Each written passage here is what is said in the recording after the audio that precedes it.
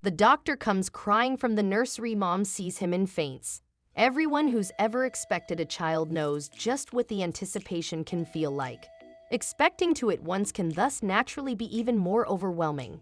In matching blue jeans, white smocks, and suede boots, 5-year-old identical twins Abigail and Isabel are not only impossible to tell apart, there are also 1 in a million twins because while the chances of giving birth in the UK to a baby with Down syndrome is approximately 1 in 10, the odds of giving birth to identical twins with the condition is 1 in a million. Maddie and Jody Perry certainly had double the emotion when they learned they were pregnant with twins. The couple had already had a son and looked forward to welcoming 2 more angels into their family.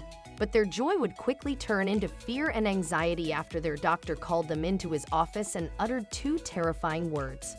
"I'm sorry, Mom and Dad." Jody and Matt Perry from Churchley, Lancashire, admitted they both grieved when they were told their girls had the condition.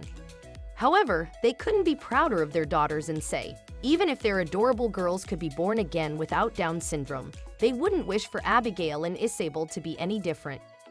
Jody said, "When they were first born, we grieved when we found out they both had Down syndrome. But now we wouldn't change it for the world. There's nothing in the world that could convince me to change them." Jody, who works in the police force, added, "I wouldn't say I have made any sacrifices because of the girls being born. It sounds sort of sugar-coated, but the only things they have brought into our lives are positive. There's nothing negative." Matt, who works as a civil servant, said, "I don't care how many chromosomes they've got. I don't care about the biology and the science behind the Down syndrome. It doesn't matter. I've learned there's no difference between them and their brother Finn, other than the speed with which they're developing." Brother Finn, aged 8, is his sister's biggest cheerleader and said, "My life wouldn't be the same without them. Down syndrome means that I have to help my sisters a bit more than if I had sisters with no Down syndrome because they would be able to learn quicker."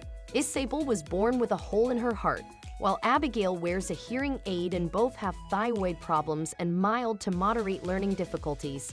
Jody said, "Obviously, they have a lot more hospital appointments and routine checkups.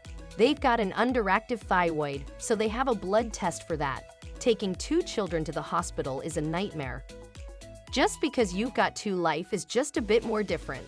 Everything just takes a bit longer." Between 2011 and 2013, there was 17.8% increase in abortions for Down syndrome, and Matt and Jody are concerned that without balanced advice alongside a controversial new test for the condition, the number of terminations would increase. Jody said, "When Down syndrome is diagnosed prenatally, it comes with this child has got Down syndrome. You can have a termination within the next 10 weeks, and that is kind of heartbreaking. I think if you get the option to terminate straight away and nobody gives you the pros, as well as the cons, and people will terminate Isabel, left, and Abigail, right, smile for the camera at the family home in Charlie."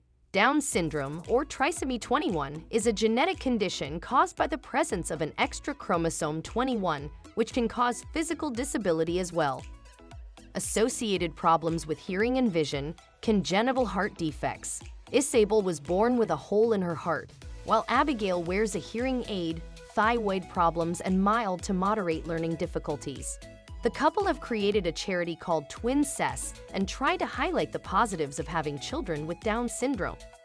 Jody calls Twin Cells a celebration of Down syndrome and a way to dispel any myths. While Matt and Jody have embraced the extra chromosomes, they have helped shape Isabel and Abigail's personalities. Matt admits that when they first learned their twins had Down syndrome, they were devastated. He said, "I don't think I will ever forget that day.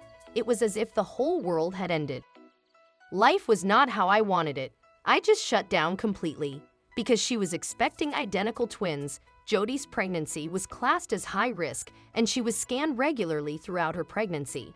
The twins were born prematurely and spent 4 weeks in the neonatal unit where doctors told the Berries that the twins would be tested for Down syndrome.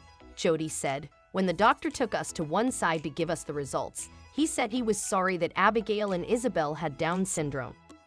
To this day, I'll never know what he was sorry for, and I think if I could ever meet him again, I would like to show him Abigail and Isabel and say, 'Why did you say sorry?' Because we wouldn't change Abigail and Isabel for the world right now." The girls now go to mainstream school, where they mostly communicate by sign, and Jody says the girls are thriving.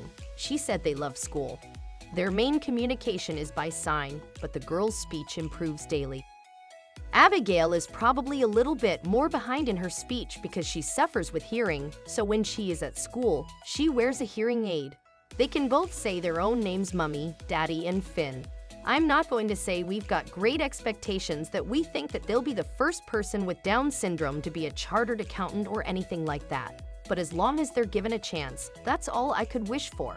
Today, 5 years later, the girls have shown just how wrong the doctor and all the prejudiced people and their surroundings were. Every human, regardless of syndrome or not, deserves a chance of life, and Abigail and Isabel are excellent proof. Twins or multiple births occur at a rate of about 2% in the population of 150 babies with Down syndrome recorded on the UK National Down Syndrome Cytogenic Register.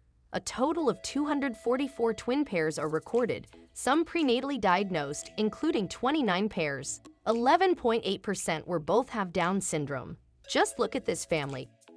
They feared for their daughter's future, but 5 years later, the girls have proven everyone wrong.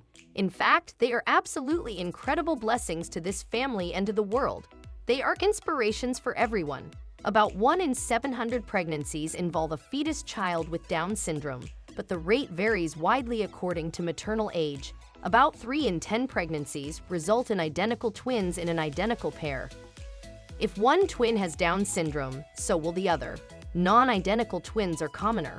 The rate changes from 6 in 1,000 pregnancies to up to 20 in 1,000, depending on the ethnicity and geography. If one twin has Down syndrome, the other has only the risk of an ordinary sibling.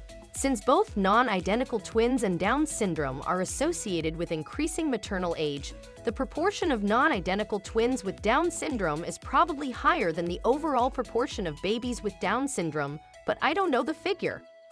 The chromosome abnormality of Down syndrome makes it very difficult for the cells to develop into viable eggs or sperm. Men with Down syndrome were thought to be unable to father children at all, but there has been a proven case of an unaffected child whose father has Down syndrome.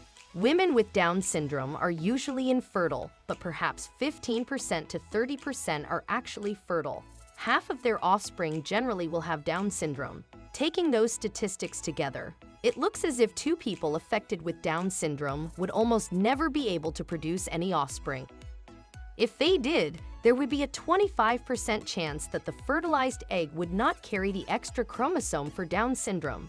But since a quarter of the eggs would carry 2 extra chromosomes and would probably die, and even the half of the eggs with just 1 extra chromosome would be likely to result in miscarriage. The end result of a pregnancy with 2 affected parents would be around 50-50 affected and unaffected, but by far the most likely outcome is that there would be no pregnancy at all. It's more complicated than that though, because the extra chromosome in many people with Down syndrome isn't present in all tissues. If the ovaries or testicles don't have the extra chromosome, fertility is likely to be normal and the offspring will not inherit Down syndrome.